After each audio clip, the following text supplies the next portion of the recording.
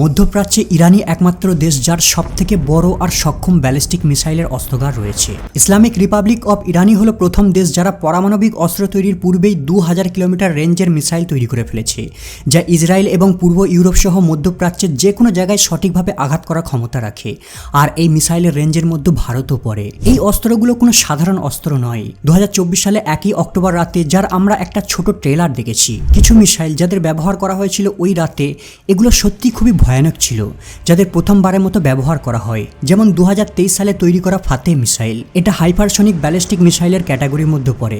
Hypersonic মানে শব্দের থেকেও 5 গুণ গতিতে টার্গেটের দিকে ছোটে, মানে কেবলমাত্র কয়েক মিনিটই সময় লাগবে ইরান থেকে ইসরায়েলে পৌঁছাতে। ম্যাপে দেখলে দেখা যায় ইরান আর ইসরায়েল দুটো দেশ অনেক দূরত্বে অবস্থান করে। এই দুটো দেশের মধ্যে দূরত্বের ব্যবধান প্রায় 1000 কিলোমিটার। কল্পনা করুন যদি ইসরায়েল ইরানের ভেতর প্রবেশ করে তার নিউক্লিয়ার সাইটে বোম্বিং করে দেয়, তারপরেও ইসরায়েলের 1 ঘন্টা সময় লাগবে তার এয়ারবেসে ফিরে আসতে। কিন্তু ইরানি মিসাইল কেবলমাত্র 7 মিনিটের মধ্যে ইসরায়েলের এয়ারবেসকে ধ্বংস করে দিতে পারবে। এখন প্রশ্ন হলো, কেবলমাত্র ভয়াবহ মিসাইলই কি ইরানের শক্তির মূল মেরুদণ্ড, নাকি ইরানের শক্তির পেছনে আরও অন্য কোনো রহস্য রয়েছে? প্রায় 500 বছর ধরে ইরান পৃথিবীর বুকে বিরাজ করে আছে, একই সীমান্ত, একই পাহাড় আর একই মূলভূমি নিয়ে। ইতিহাসের দিকে তাকালে দেখা যায় রোমান, আরব, তুর্কি, রাশিয়া, ব্রিটেন এমন কোনো সুপার পাওয়ার দেশ নেই যার সাথে ইরান ফাইট করেনি। কিন্তু আশ্চর্যের ব্যাপার হলো, এত সংঘর্ষের পরেও আজ পর্যন্ত ইরানকে কেউ পদানত করতে পারেনি। এর পিছনে অন্যতম কারণ হলো ইরানের ভৌগোলিক অবস্থান। ইরান 7টা দেশের সঙ্গে বর্ডার শেয়ার করে। পূর্বে পাকিস্তান, আফগানিস্তান, তুর্কমেনিস্তান, পশ্চিমে ইরাক, তুর্কি, আর্মেনিয়া আর আজারবাইজান রয়েছে।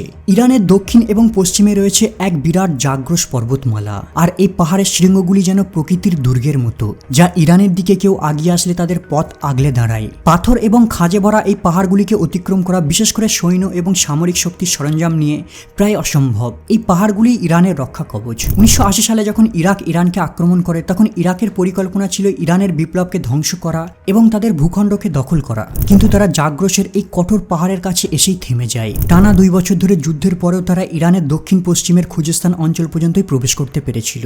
আরও দূরে তারা এগোনোর চেষ্টা করলে জাগ্রসের পাহাড় তাদের কাছে ব্যারিকেড হয়ে দাঁড়ায়। ইরাকের সেনাবাহিনীরা কোনোভাবেই পাহাড় অতিক্রম করে ইরানের ভূখণ্ডে প্রবেশ করতে পারছিল না, কারণ ইরানের বড় বড় সামরিক কেন্দ্র আর তাদের রিসোর্সের ভান্ডার ছিল পর্বতমালার ঠিক বিপরীত প্রান্তে। তাই আমেরিকার প্রত্যক্ষ সহযোগিতা থাকার পরেও সাদ্দাম হোসেন উন্নত অস্ত্রের সাহায্যে ইরানকে দখল করতে ব্যর্থ হয়। অবশেষে কোনো রেজাল্ট ছাড়া প্রায় 8 বছর ধরে চলা এই যুদ্ধ ধীরে ধীরে থেমে যায়। কিন্তু ইরানের সীমান্তের এক চুল পরিবর্তন হয়নি। আর এ থেকে স্পষ্ট প্রমাণিত হয় যে ইরানের পাহাড়ের সিকিউরিটিকে ভেঙে ইরানের ভেতর প্রবেশ করা অসম্ভব। ইরানের নর্থে রয়েছে আল বুরুজ মাউন্টেন, যা ইরানকে ক্যাসপিয়ান সি থেকে সুরক্ষা দিয়ে থাকে।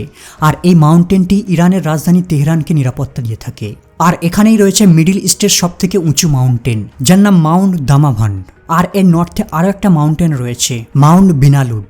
মনে রাখবেন, এটা কোনো কাশ্মীর কিংবা হিমাচলের পাহাড় নয়, এগুলো মিডল ইস্টের পাহাড়, যার উপর চড়া অনেক কঠিন সাধ্য টাস্ক। ঠিক যেভাবে হিমালয়ের অবস্থানের কারণে চায়নার আক্রমণের হাত থেকে ভারত নিরাপত্তা পেয়ে থাকে, ঠিক তেমনি এই পাহাড়গুলি বেশ কয়েকটা দেশের হাত থেকে ইরানকে নিরাপত্তা দিয়ে থাকে। এখন যদি কোনো দেশ এই দুর্গম পাহাড় অতিক্রম করে ইরানের ভেতর প্রবেশ করে যায়, তারপরেও এখানে একটা বিশাল বড় বাধা রয়েছে, দাস্তে লুত আর দাস্তে গাভীর মরুভূমি।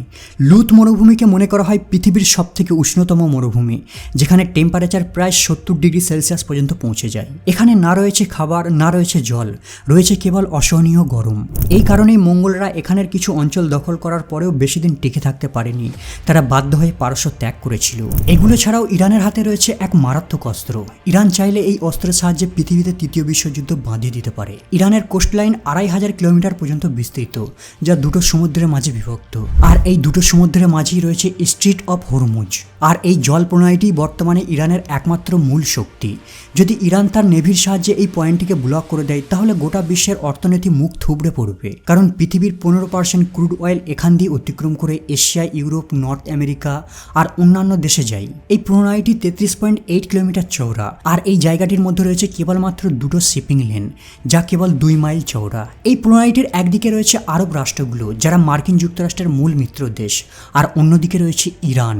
হরমুজ প্রণালীর কৌশলগত গুরুত্বের কারণে ইরানকে যেমন বাড়তি সুবিধা দিয়েছে, তেমনি মার্কিন যুক্তরাষ্ট্র ইরানের লাগামকে টেনে ধরার জন্য আরব কান্ট্রিগুলির তীরবর্তী অঞ্চলগুলিতে কয়েক ডজন সেনাঘাঁটি স্থাপন করে রেখেছে। ইরানের প্রভাব বিস্তারকে দমন করতে পারস্য উপসাগরীয় এলাকায় যুক্তরাষ্ট্রের এই বিশাল সামরিক উপস্থিতি। তাছাড়া স্ট্রিট অফ হুরমুজ আমেরিকার জন্য খুবই গুরুত্বপূর্ণ, কারণ আমেরিকা এই প্যাসেজ দিয়ে 43% ক্রুড অয়েল তার দেশে নিয়ে আসে। কিন্তু ইরানও কোনো অংশে কম যায় না। ইরান এই সামরিক ঘাঁটিগুলিকে ধ্বংস করার জন্য ইরান তার ভূমি থেকে সমুদ্র নিক্ষেপযোগ্য মিসাইল রেডি করে রেখেছে, যা ব্যবহার করে নিজের সীমানা থেকে মার্কিন ঘাঁটি সহ এই প্রণালীগুলিতে চলাচলকারী জাহাজগুলির উপর সহজে হামলা চালাতে পারবে। মানে ইরান আক্রান্ত হলে বিশ্বের এই গুরুত্বপূর্ণ চোখ পয়েন্টটিকে ইরান নিয়ন্ত্রণ করতে যে কোনো কৌশলের সাহায্য নিতে পারে। এক কথায় ইরান আক্রান্ত হলে এই হুরমুজ প্রণালীকে তারা পুরোপুরিভাবে কাজে লাগাবে। শুধু তাই নয়, ইরান এটা ভালো মতোই জানে তারা সরাসরি যুদ্ধে নামলে ইসরায়েল, আমেরিকা সহ পশ্চিমা বিশ্ব তাকে পরাস্ত করার চেষ্টা করতে পারে। তাই তারা বিশ্বজুড়ে প্রক্সি যুদ্ধ চালিয়ে যাচ্ছে। সরাসরি যুদ্ধে না নেমেও মধ্যপ্রাচ্যে বিভিন্ন দেশে ইরান তার মিত্রদের মাধ্যমে যুদ্ধ চালিয়ে যাচ্ছে। ইরান এমন কয়েকটা গ্রুপকে সাপোর্ট করে যারা ইসরায়েল বিরোধী, যেমন প্যালেস্তাইনে হামাস, লেবাননে হেজবুল্লাহ, সিরিয়াতে ফাতেমুন বার্গেট, ইরাকে আলবাদার আর ইয়ামানে হুতি। এই সকল নেটওয়ার্কের সাহায্যে ইরান ইসরায়েলের থেকে দূরে থাকার পরেও সরাসরি যুদ্ধে না যুক্ত হয়েও আরব দেশ আর ইসরায়েলের উপর প্রেসার বজায় রাখতে সক্ষম হয়েছে। এই কারণে ইসরায়েল যখন গাজায় বোম্বিং করা শুরু করে, এই সকল নেটওয়ার্ক মিলিত হয়ে ইসরায়েলের উপর অ্যাটাক করেছিল। রেড সিতে হুতিরা মাঝে মাঝে ইসরায়েলের জাহাজগুলির উপর ড্রোন দিয়ে অ্যাটাক করে থাকে। ইরানের এই প্রক্সি যুদ্ধের কৌশলিতাকে আরো বেশি ভয়ানক আর শক্তিশালী বানিয়ে দিয়েছে। এছাড়াও ইরানের ক্ষমতার রহস্য কেবল তার ভৌগোলিক প্রাচীর, প্রক্সি নেটওয়ার্ক আর সামরিক শক্তির মধ্যে সীমাবদ্ধ নেই, বরং তার আরও একটা ভয়ানক প্রতিরোধের ক্ষমতা রয়েছে। ইরানের প্রভাব এখন উত্তরে রাশিয়া থেকে শুরু করে পূর্বে চীন পর্যন্ত বিস্তৃত হয়ে গেছে।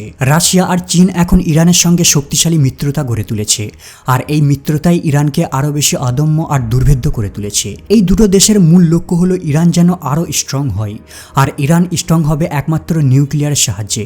তাই তো এই দুটো দেশ ইরানকে পরমাণু শক্তিধর দেশ বানাতে 1990 সাল থেকেই বিভিন্নভাবে সাহায্য করে চলেছে। কারণ এই দুটো দেশ কোনোভাবেই চায় না মধ্যপ্রাচ্যে আমেরিকার প্রভাব বজায় থাকুক। যতদিন মধ্যপ্রাচ্যে একমাত্র ইসরায়েলের কাছে একা পরমাণু থাকবে, ততদিন ইসরায়েল বুক ফুলিয়ে মধ্যপ্রাচ্যে রাজ করে যাবে। আর যতদিন ইসরায়েল এখানে রাজ করবে, ততদিনই মধ্যপ্রাচ্যে আমেরিকা নিজের খেয়াল খুশি মতো হস্তক্ষেপ করতে পারবে। কিন্তু যদি দুটো শত্রু দেশের কাছে পারমাণবিক শক্তি থাকে, তাহলে তারা কখনোই লড়াই করবে না। বিশ্ব এদেরকে কোনোভাবেই লড়াই করতে দেবে না। একে নিউক্লিয়ার ডিটারেন্স বলা হয়ে থাকে। যেমন রাশিয়া আমেরিকা প্রায় 75 বছর ধরে একে অপরের চরম শত্রু, কিন্তু এরা কোনোদিনও ডাইরেক্টলি যুদ্ধে লিপ্ত হয়নি, কারণ দুজনের কাছেই রয়েছে পরমাণু শক্তি, যা উভয় দেশকেই ধ্বংস করে দিতে পারবে। এখন ইসরায়েল ইরানের উপর যেভাবে হামলা করতে আসছে অথবা গাজার উপর যেভাবে আক্রমণ করে চলেছে, এটা তখন পুরোপুরি বন্ধ হয়ে যাবে যদি দুটো শত্রু দেশের মধ্যে ক্ষমতার সমতা চলে আসে। এই কারণেই আমেরিকা ইসরায়েল মাঝে মধ্যে ইরানের নিউক্লিয়ার প্রোগ্রামে হামলা করার হুমকি দিয়ে থাকে। তাই তো ইরানকে পেছনে ঠেলে দিতে আমেরিকা সহ তার মিত্র দেশগুলি ইরানের তেল রপ্তানি থেকে শুরু করে banking, weapon, military technology, trade সবকিছুর উপরে সাংশন লাগিয়ে রেখেছে, যাতে ইরান আর্থিকভাবে ভেঙে পড়ে আর তার নিউক্লিয়ার প্রোগ্রাম পিছিয়ে যায়। কারণ পরমাণু বানাতে গেলে অনেক অর্থের প্রয়োজন। কিন্তু ইরান বাকি দেশের থেকে সম্পূর্ণ আলাদা। ইরান নিজে থেকে চলা শিখে নিয়েছে। তাদের বিজ্ঞান টেকনোলজি এতটাই অ্যাডভান্স যে কারো সাহায্য ছাড়াই নিজের দেশে বসেই তারা অস্ত্র বানাতে সক্ষম। ইরানের শক্তির আরও একটা বড় অংশ হলো তাদের রহস্যময় মিসাইল সিটি। এই শহরটি 100 মিটার লং আর 500 মিটার গভীর আন্ডারগ্রাউন্ড। 2022 সালে ইরানের মেজর জেনারেল মোহাম্মদ বাঘেরি একটি ভিডিও রিলিজ করে ইরানের এই মিসাইল সিটির কিছু অংশ বিশ্বের সামনে প্রকাশ করে, যেখানে হাজারো মিসাইল আর ফাইটার জেট একটার উপর একটা স্তূপ বানিয়ে রাখা আছে। আর এই মিসাইল সিটিটির লোকেশন ইসরায়েল সহ পশ্চিমা বিশ্বের কাছে এখনো অজানা। আর এই ভয়ে কেউ ইরানের সাথে সরাসরি যুদ্ধে লিপ্ত হতে চায় না, কারণ তারা জানে ইরানকে ঘাটানো মানে আগুন নিয়ে খেলা।